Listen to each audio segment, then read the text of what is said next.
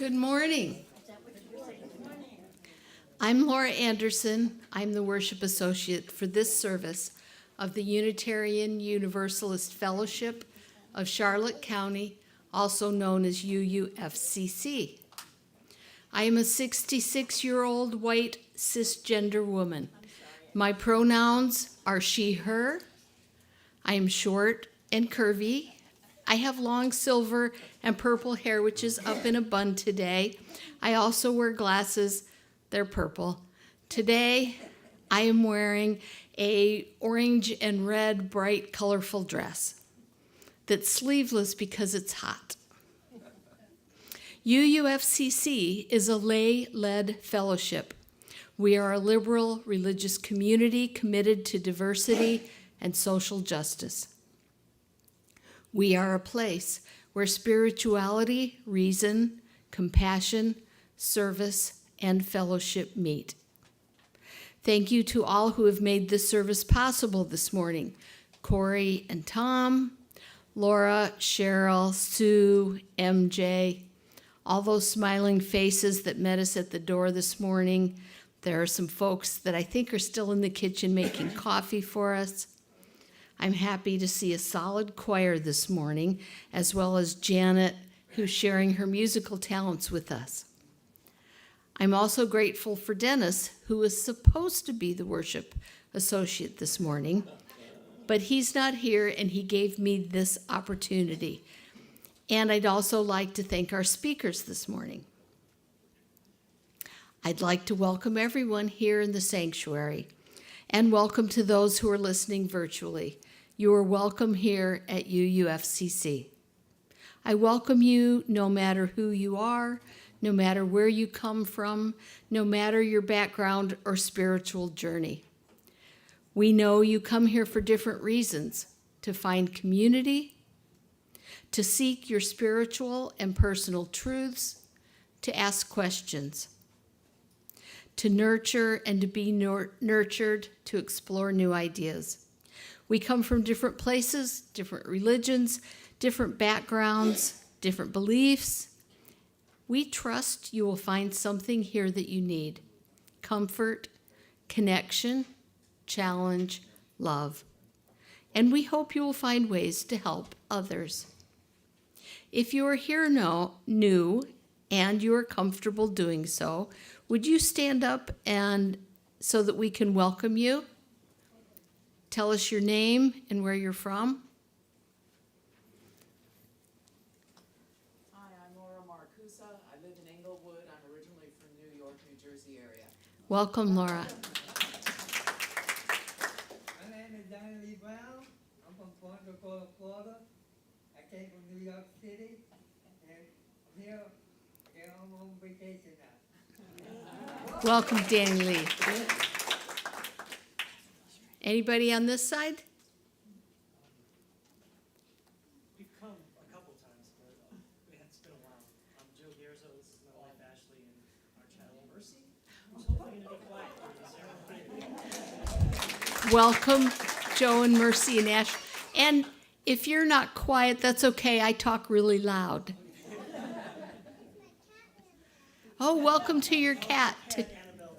Welcome to the cat Annabelle. If you're new and watching us virtually, we can't see you, but we welcome you too. We're glad you have chosen to spend your Sunday with us. If you'd like to learn more about the fellowship, please visit our website, uufcc.org.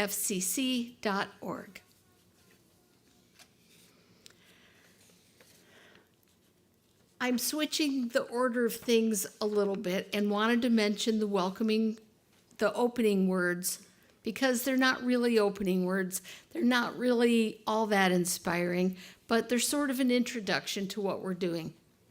July, you may know, is National Disability Pride Month.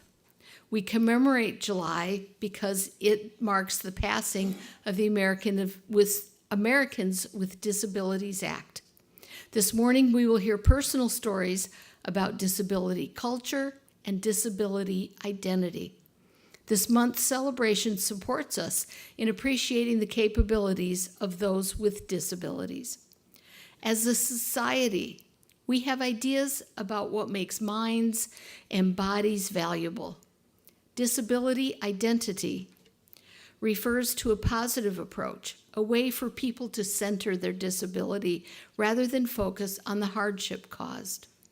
Disability culture gives people a positive self-identity and sense of belonging. The ideas society has about what makes bodies and minds valuable leads to decisions that are oppressive. Decisions about physical space, about technology, laws, policies.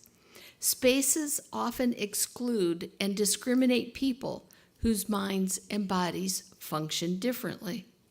For example, if someone isn't mobile and can't walk up a set of stairs, is the problem the person's body? Or is the problem really that we have an environment that requires mobility?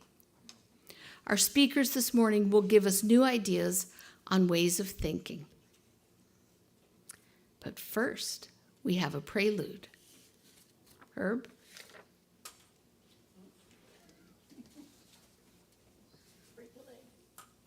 I'm going slow, Cory. I'm going slow.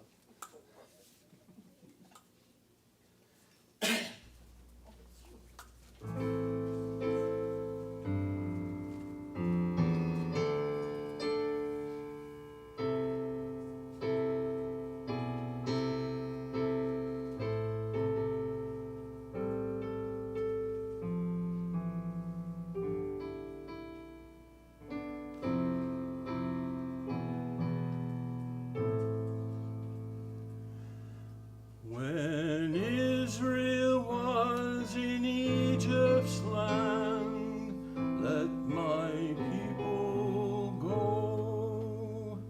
Oppressed so hard they could not stand, let my people go. Go down, Moses, way down in Egypt's land, tell old Pharaoh to let my people go. The Lord told Moses what to do, let my people go, to lead the Hebrew children through, let my people go. Go down, Moses, way down in Egypt's land, tell old Pharaoh to let my people go. As Israel stood by the waterside, let my people go. At God's command it did divide, let my people go. Go down, Moses, way down in Egypt's land, tell old Pharaoh to let my people go. And when they reach the other shore, let my people go. They sang a song of triumph, o'er, let my people go. Go down, Moses, way down in Egypt's land, tell old Pharaoh to let my people go. Then Pharaoh said he'd go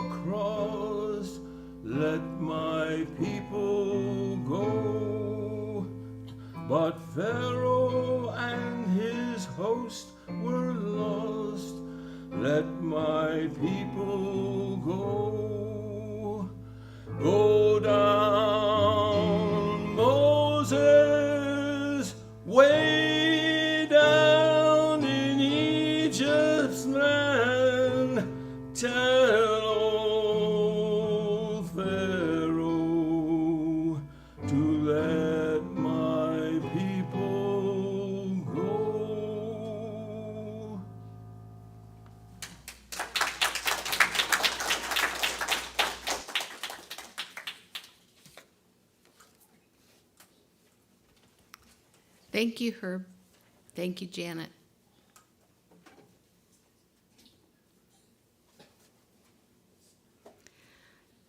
The flaming chalice is the symbol of Unitarian Universalism and is lit to create sacred space.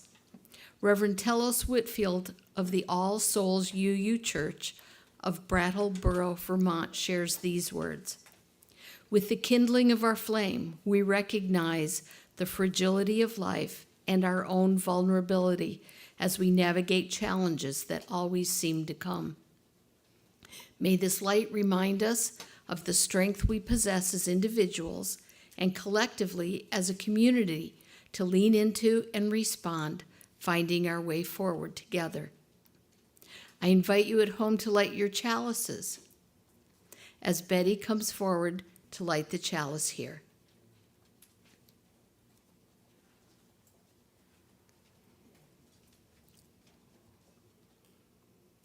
In your order of service are our chalice lighting words.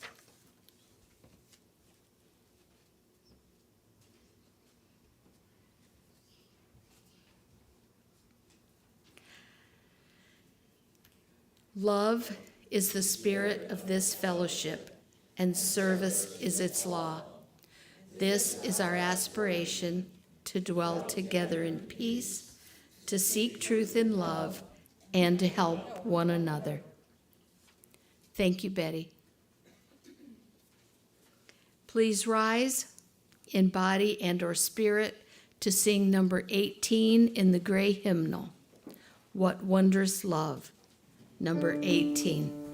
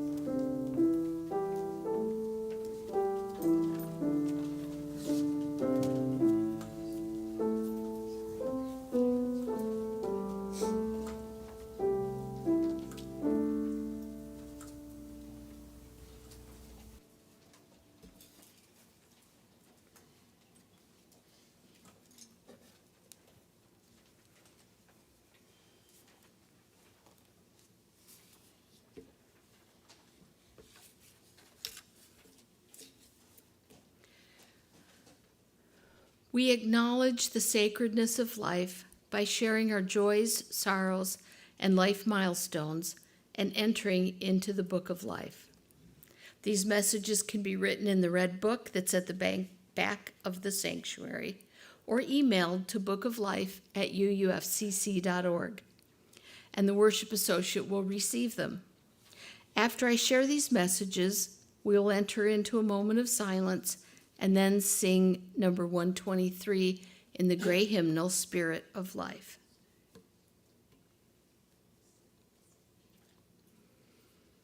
Betty Barriga in the Immigration Justice Committee tells us that we are happy to report that our guest Kappas family have submitted the asylum application with the U.S. Citizenship and Immigration Services.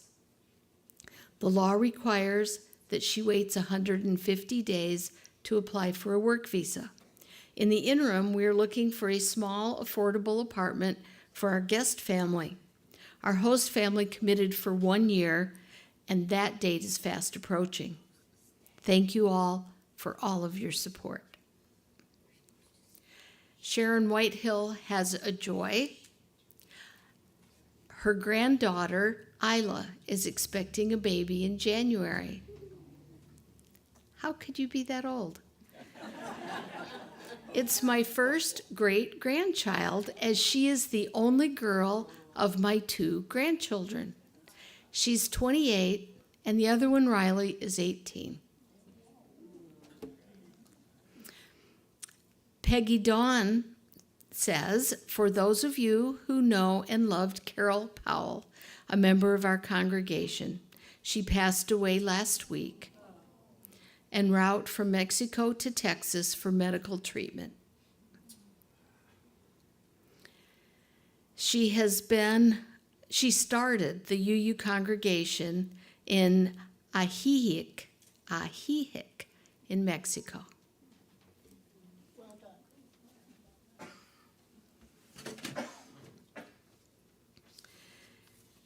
May we hold these and our unspoken joys and sorrows in our hearts. May we also hold one another in love and tenderness, so that this fellowship may be a source of strength and comfort, courage and hope in the days and weeks ahead.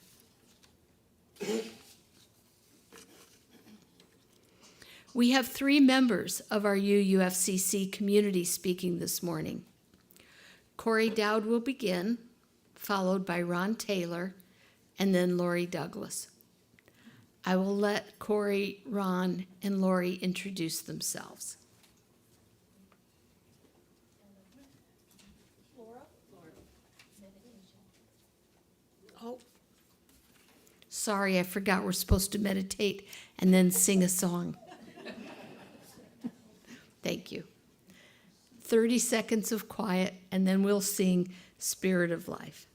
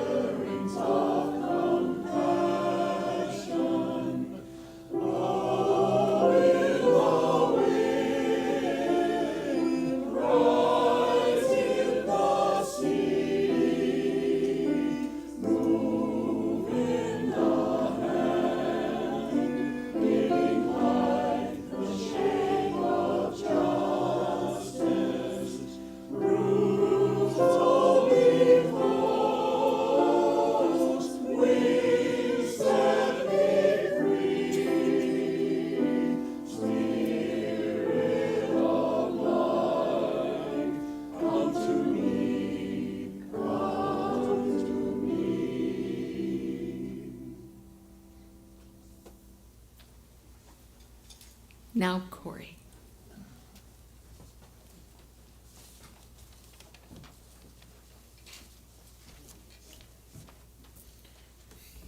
Laura, do I really have to introduce myself? Hello, everybody. I'm Cory. You may know me as that tech guy, but I've been a member of UUFCC for actually 4 years now. I actually can't believe it's been that long. I have a high school graduate. I graduated in DeSoto County, and right now I'm currently pursuing some college education at a community college down in DeSoto. My talk today is about growing up with disabilities. My name's Cory, but as Lorrie just said, you already knew that. I'm a full-blooded member of the fellowship and have been for about 4 years now. I help provide the means to bring forth the service within a world that could be considered overran with technology. A minister of technology, if you will. I describe myself as a 6'2" tall man with brown hair and hazel eyes. I describe myself as a pretty outgoing person. I go after what I want in life, for the most part, but I'm a homebody. I'd rather stay home than go out and party at the nearest rave or social gathering. I wouldn't consider myself antisocial or non-conversational, but I wasn't always like that. As of today, I live with my disabilities of autism, ADHD, and hearing impairment. I have learned to live with all these disabilities, even the one that have caused me to be considered developmentally delayed, including my lifelong struggle with incontinence. I'd like to take you on a journey through time, back to 1993 to be exact, when I was born. I had a complicated birth. My mom wasn't expecting me to be a natural birth, but I wasn't coming out willingly. My mom had to have a C-section to bring me out and into the world. The doctors delivered me, and then the trouble began. I was born with a hole in my heart, which luckily healed itself later in time. I couldn't breathe on my own and had all sorts of tubes and wires down my throat as a newborn. I was admitted to the NICU wing of the hospital. Surprisingly, that hospital's NICU wing had just been built. I was the first baby to ever be admitted into it. While my mom was sad that she couldn't take me home when she was going home, she knew it was for my benefit. I finally did make it home though. By the age of 3, she knew I was different. I never really played with blocks or cars. I had a terrible time with certain developments. She took me to see someone, a few someones actually, professionals. The first stop was a psychiatrist who attested me and came to the conclusion that I had ADHD, which he would be right about. Little did he know he was missing something. The next doctor I saw was an audiologist, and after several tests, it was clear that I had been born with a hearing deficit. And not a small one, 30% deaf in one ear, 50 in the other, including nerve damage to my cochlea. Now, I'm not sure if that's an accurate number by today's standards, but that's what we have always worked with. The doctor recommended hearing aids, custom molded one to my childish ears so that my brain could analyze sound better than my natural hearing. I then saw an optometrist who, like other doctors, have tested me and diagnosed me with a vision deficiency and instructed my parents on what to do. So I was a child around the age of 6, I think, going into preschool and kindergarten with hearing aids, Coke bottle thick Harry Potter-like glasses, and still hadn't been potty graduated. As you can imagine, there was a substantial amount of bullying in all grades, including high school. At about 12, my usual annual visit to the optometrist showed that I no longer needed those glasses full time, which of course my mother took as a gift from God himself. By the time I started to become self-aware, I was 16. I became self-aware of some of my irregularities about myself. Now originally, I chalked it up to it being part of my developmental delays, but came to find out as I was older, it would be something else entirely. While my vision cleaned up, the hearing, incontinence, and social awkwardness never did, and probably never will. I graduated high school at the age of 18, unfortunately not with flying colors. I wanted to go to college, but I didn't feel I had what it took to complete a college degree, so I immediately went into the workforce.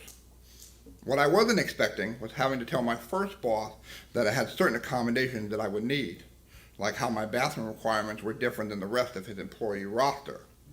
I continued to work for many years until the unwavering slap of depression reared its ugly head and began taking over my life. I wasn't in a position to see a therapist due to my lack of resources, so unfortunately I experienced my first suicide attempt on May 18, 2018. After 3 more of those attempts, I ended up finally seeing someone for testing. A little bit later on, he tested me for depression, bipolar, and autism, the last one at my request. So at 26 years old, I had been diagnosed with autism spectrum disorder and major depression disorder. Fast forward to today, I could honestly stand here and tell you the need for disability understanding never stops.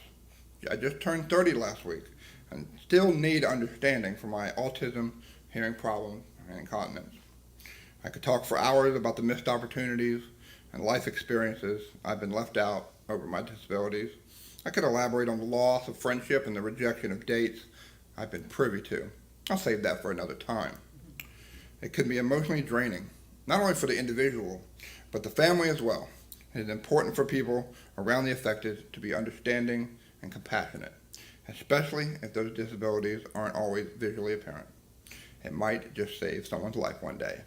Thank you.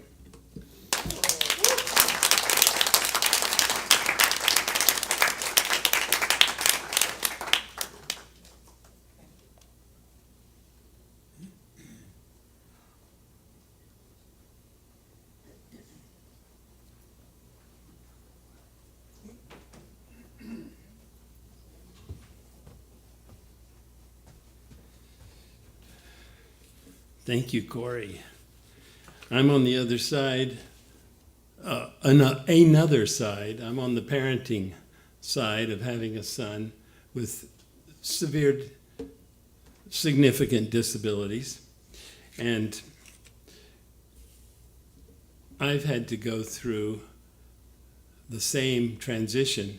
I did it very quickly with my wife, the mother of Micah, and together, within a day or two, we went from extreme grieving over his condition of cerebral palsy to realizing we've got a challenge, and that this is a challenge, and it's what life's all about, is nurturing.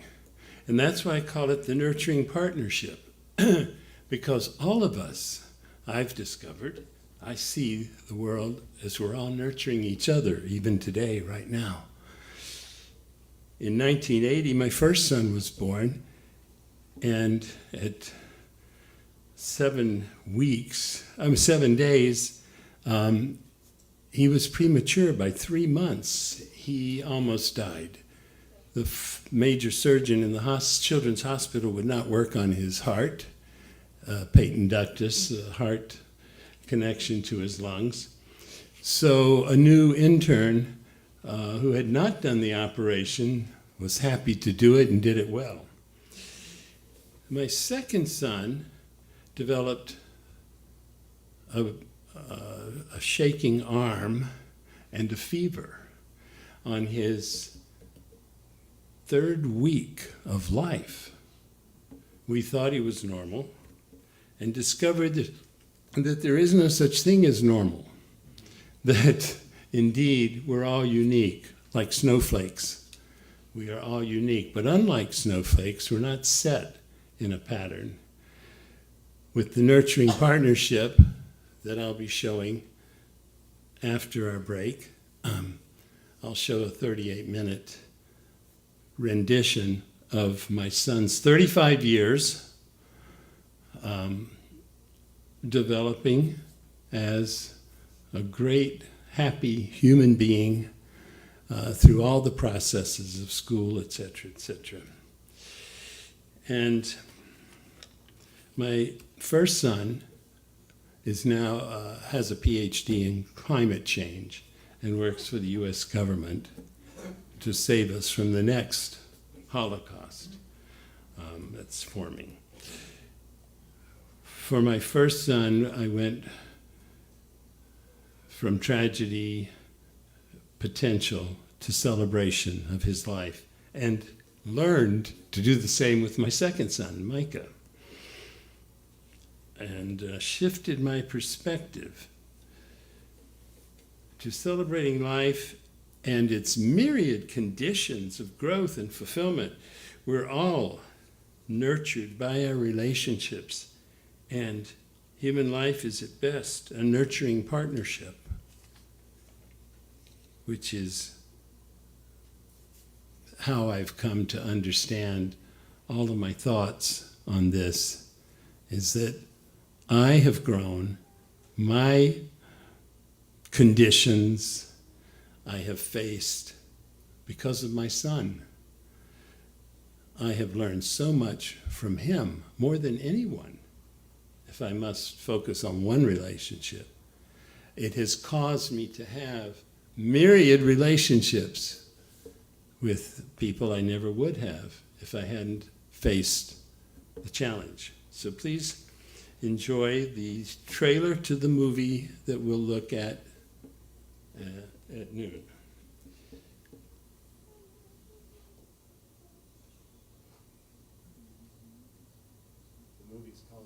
Once upon a time, you were a baby named Micah. If you ever find yourself stuck in the middle of the sea, I'll sail the world to find you, 'cause that's what friends are supposed to do, oh yeah. Ooh.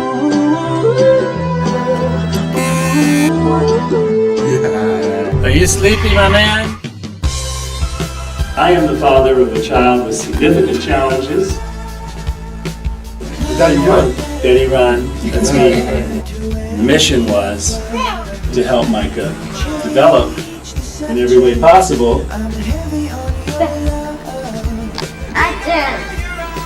Oh, it's stepping! Yes. Yes. Yes. When are you going to do these? Tomorrow? No school tomorrow.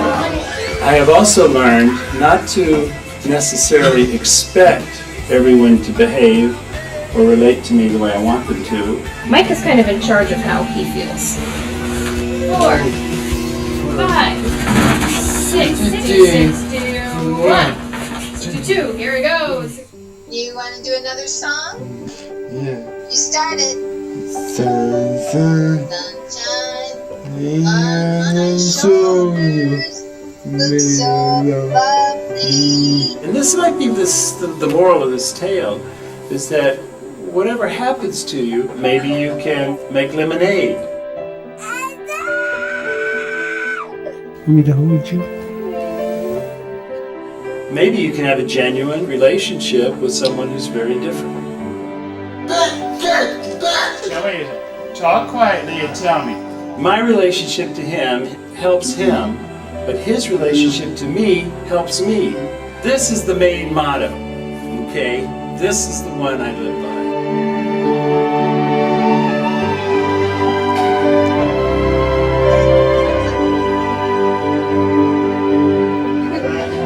Are you cold?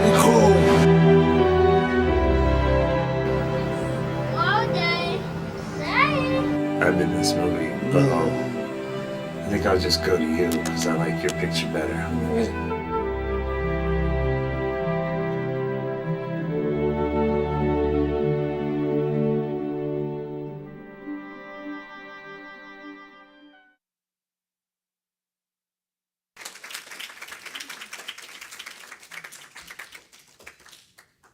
A lot more at noon.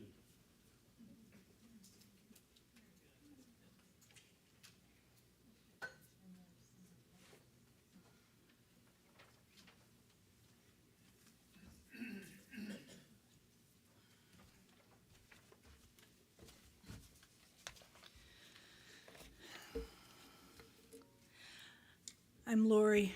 I feel privileged to be on the panel with these two gentlemen. Thank you.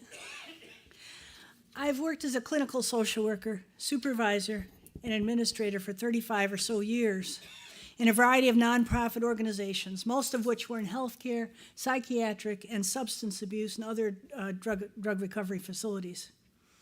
I've spent my whole life negotiating the challenges of chronic illnesses and or disabilities with family members and friends. The tragedy of these conditions is that it often robs family members of those that they love and of loving themselves. Sometimes they even blame themselves. When there's a continuing disability or chronic illness of someone in the family, those that are close adjust to help and to cope. As we saw some fine example with Ron there. Situation in the family can end up healthy, flexible, manageable, and productive, or devastating and divisive with serious consequences for many. This depends upon the condition, the capacity of the person with the illness, and the capacity of family and friends and other caregivers. Also depends upon the professional and peer support in the community that is accessible. Notice, I didn't say anything about loving or caring for each other. Loving and caring can be strong and ongoing, but cannot make up for insufficient treatment and support, misguided helping, conditions that are not treatable, symptoms that need professional care, exhaustion of caretakers, and unwillingness or inability of the individual to accept help. I remember when my father went on a business trip and left me with my addicted and abusive mother. I remember how devastated and angry I was when I was little, and my parents and my uncle decided to put my grandmother in a nursing home for her memory problems. No one talked to me about it. She was my best friend and protector. I remember when I was suicidal in my teens, and my best friend showed up and stayed with me. I remember how hard it was to stop visiting my family when I was trying to get sober. I remember after I finally had a year sober, and my dad and my stepmother came over to stay with me, and they brought their traveling minibar. I remember what it felt like when I came back home to visit my dad from college, and my dad was drunk and suicidal, and I had to hide his gun. And later, he didn't remember anything. I remember calling and calling to find a treatment center that the family could afford for my adopted grandson, who was a teen, bipolar, addicted, and violent. He only had one kidney, and he couldn't take the meds that would help. We ended up taking him to a great facility in Nicaragua. I remember what it felt like last winter when my grandson was on the street in the cold and couldn't get help because he couldn't negotiate the system and wouldn't enter treatment on his own. A family member who has an addiction could be alcohol, drugs, eating, gambling, work, or a disabling or chronic medical or mental health problem, often result in serious trouble. In the process of helping, it is typical that most of the attention of the family focuses on that person.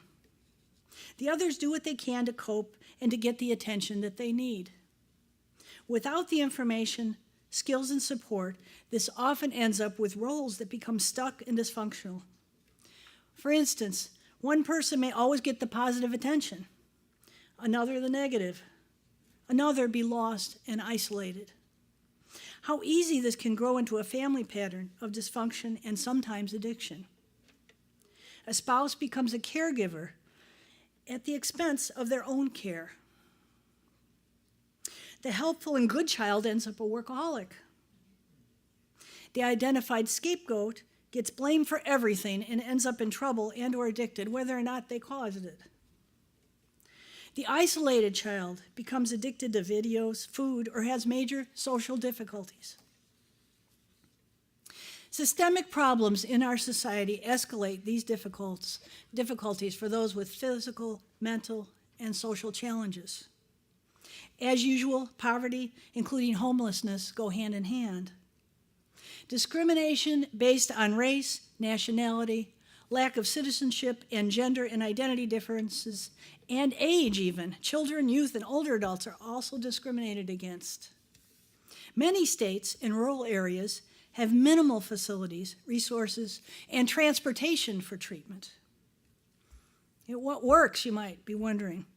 Taking care of one's own needs and recognizing the needs of everyone in the family, not just the identified person with an issue. Professional treatment and care for the whole family, including respite care. Virtual help if others is not available. Community and support, peer support helps like NAMI or Al-Anon, family support groups for specific disabilities. What else works? Respecting the individual, their choices, and each family member, as some may want to be involved in support groups at a given time and others may not. What else works? Involvement of the whole family, regardless of age, in discussions, treatment, and problem solving. I worked in a domestic violence shelter in Detroit for several years that housed women and children. Even the babies were included in the process, as they too experienced the trauma. Learning coping strategies is huge. Having housing is a big difference on whether people succeed or they don't. Access to services, transportation, outreach, and education. For instance, volunteering to take a relative's teens to a support group is a big deal. And finally, connection with caring others, such as UUs. Thank you.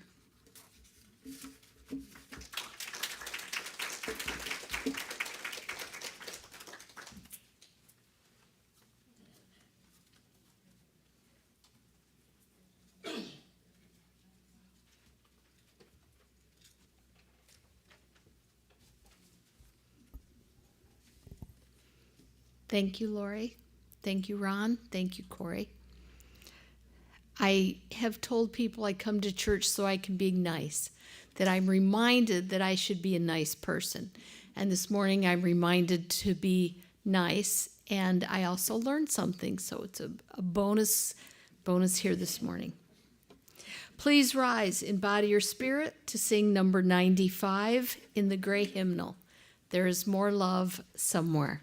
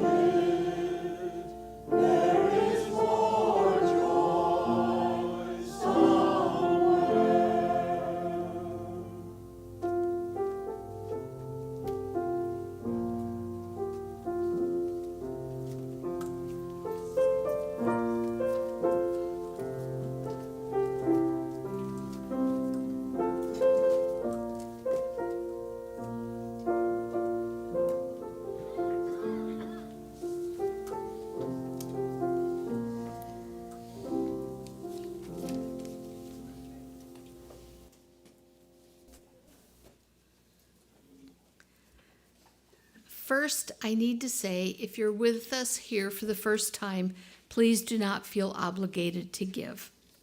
Today, you are our guest. In our tradition, congregations exist because of the generous support of members and friends.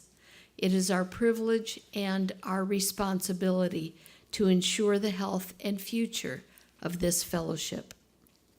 Offerings are accepted in the basket, which will be passed around, can be mailed to the office, and also through the Venmo app. We will now receive the offering.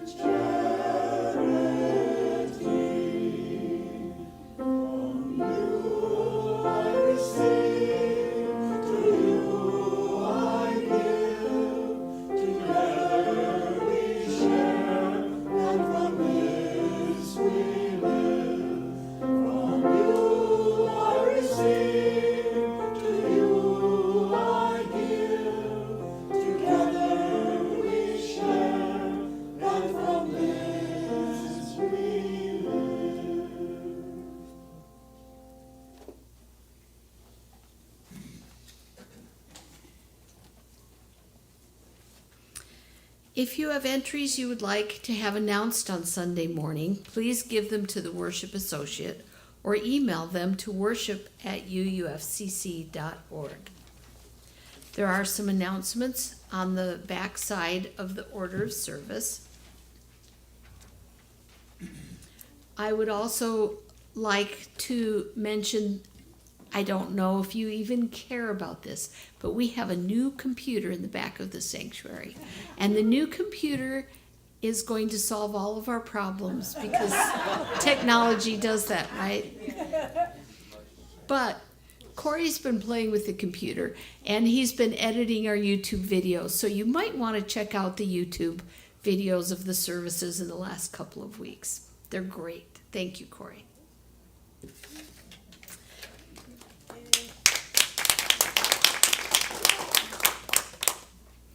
On Thursday, the NAACP will hold their general membership meeting at 6 o'clock. The address is in the order of service. On Monday, July 31st, Cory will be showing people how to use the new computer that's in the fellowship hall for Zoom and other sorts of activities. August 2nd is the next Brown Bag Social Lunch, and that will be at noon at the social hall.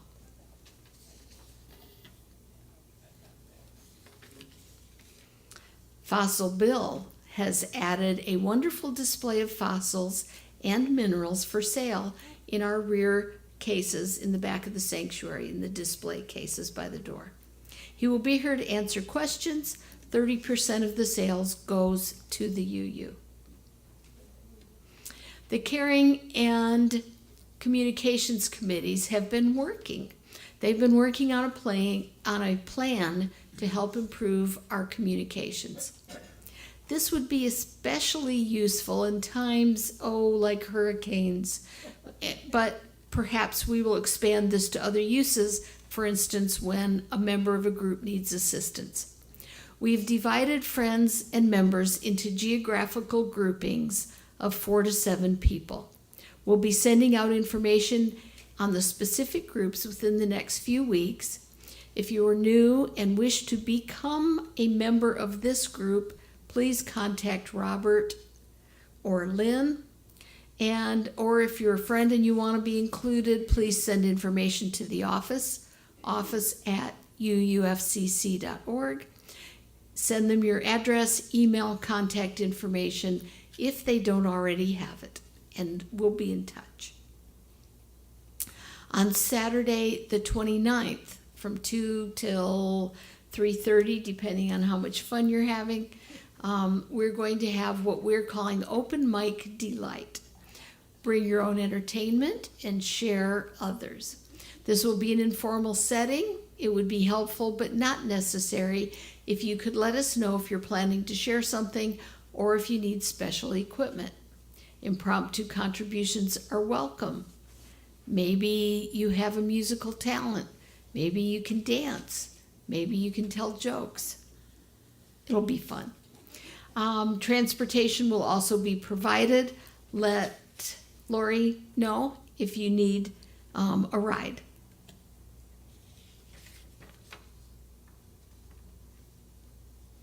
Ron mentioned that he's going to show his award-winning film about his son Micah after the service today at noon back in here, right? Okay. And lead a discussion. And lead a discussion. Thank you. Our closing words today are by Reverend Hope Johnson. We are one, a diverse group of proudly kindred spirits, here not by coincidence, but because we choose to journey together. We are active and proactive. We care deeply. We live our love as best we can.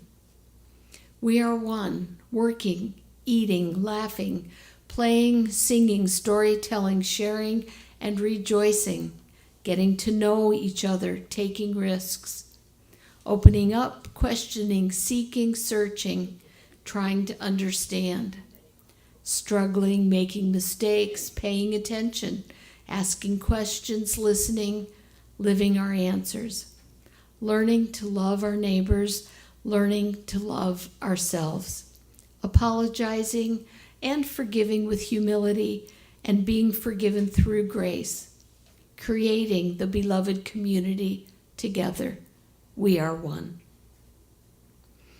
And now please join me in our traditional recitation as Betty extinguishes our chalice.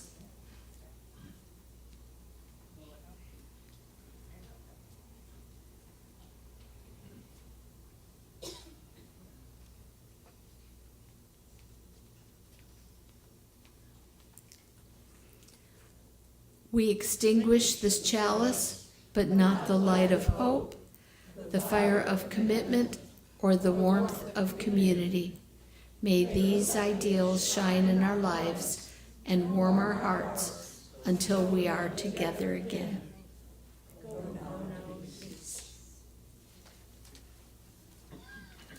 And please rise in body or spirit for our closing hymn, number 1057 in the teal hymnal, Go Lift It Up.